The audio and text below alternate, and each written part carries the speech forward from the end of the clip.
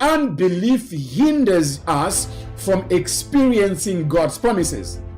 It is God's responsibility to fulfill what He promised. Yet it is your responsibility and my responsibility to experience what God has fulfilled. Now, what tends to stand between the fulfillment of a promise and you experiencing the promise is unbelief. Unbelief is faithlessness.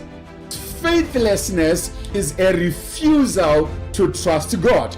Unbelief will make it purely impossible for you and I to experience what God promised and what God has already fulfilled in our lives. When the children of Israel left Egypt, God gave them a promise, and it was the promise of possessing the land of Canaan. Now, Israel walked with that promise in the wilderness for almost 40 years, and this is the generation that received a promise in the land of Egypt. But because of unbelief, they failed to experience it. But the fact that they failed to experience it did not mean that God did not fulfill the promise. God went on to fulfill the promise and giving the land of Canaan to the Israelites, but it was given to those who believed Him. Yet those who failed to believe Him in the wilderness deprived themselves from experiencing what God fulfilled. So it's one thing to have a promise fulfilled, it's another thing to have a promise experienced.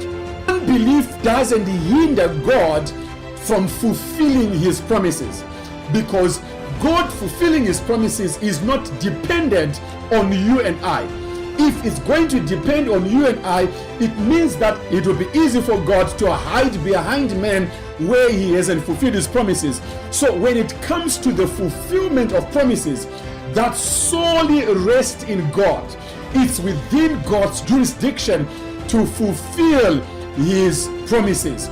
Yet it is your responsibility and my responsibility to experience what God has fulfilled. Unbelief hinders us from experiencing what God has fulfilled in our lives.